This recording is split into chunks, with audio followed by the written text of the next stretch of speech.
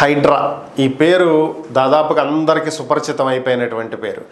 చాలామంది రాజకీయ నేతలు అటు బీజేపీ కావచ్చు, ఇటు బీఆర్ఎస్ కావచ్చు, వీళ్ళంతా కూడా కాంగ్రెస్ పార్టీ హైడ్రాని కేవలం కక్ష సాధింపు చర్యల కోసమే ఉపయోగిస్తుంది, దుర్గం చెరువు చుట్టూ ఉన్నటువంటి ఆక్రమణలను తొలగిస్తారా, కాంగ్రెస్ పార్టీకి చెందినటువంటి ఎమ్మెల్యేల ఆక్రమణలను తొలగిస్తారా, ఓవైసీ కాలేజీలను తొలగిస్తారా, ఇలాంటివి ఎన్నో రకాలైనటువంటి వార్తలు ప్రతిరోజు వస్తూనే ఉన్నాయి.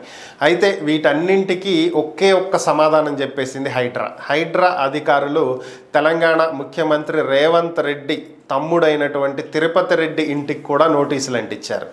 ఏంటి అంటే, మరి కాంగ్రెస్ పార్టీ నేతలకు సంబంధించిన ఇల్లు కూలుస్తారా అని అడిగినటువంటి ప్రశ్నకి ఇది ఒక సింపుల్ సమాధానం అనుకోవచ్చు. ఏకంగా సీఎం తమ్ముడింటికే నోటీసులు పంపించారు అంటే ఎంత పట్టుదలగా నిష్పక్షపాతంగా వెళ్తున్నారు అనేది ఇక్కడ క్లారిటీగా అర్థమవుతున్నటువంటి అంశం.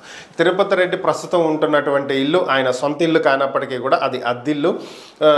ఇది సొసైటీకి సంబంధించినటువంటి ఇల్లు అయినప్పటికీ ఇది ఆక్రమణలో ఉన్నటువంటి జోన్, ఎన్ఎఫ్టీ జోన్లో ఉన్నటువంటి ఇల్లు అయినటువంటి నేపథ్యంలో 30 రోజుల్లోగా దీన్ని ఖాళీ చెయ్యకపోతే కూల్చివేతలు జరుగుతాయి అని చెప్పి నోటీసులు అంటించడం జరిగింది. దీంతో పాటుగా దుర్గం చెరువుకి చుట్టుపక్కల ఉన్నటువంటి Kakatiya hills, nectar colony, doctors colony, ఇలా పలు కాలనీలకు కూడా నోటీసులు ఇచ్చేశారు.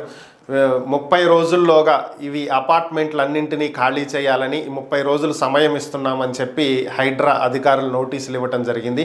ఇవన్నీ మాదాపూర్లో ఉండేటువంటి నిర్మాణాలు. ఇవి దుర్గం చెరువు అలానే ఇనార్బిట్ మాల్కి చాలా దగ్గరగా ఉంటాయి.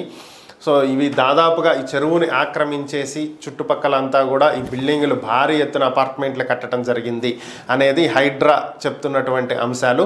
దాని ప్రకారమే వీటన్నింటినీ కూల్చివేస్తామని చెప్పి ఈరోజు నోటీసులు ఇవ్వటం జరిగింది.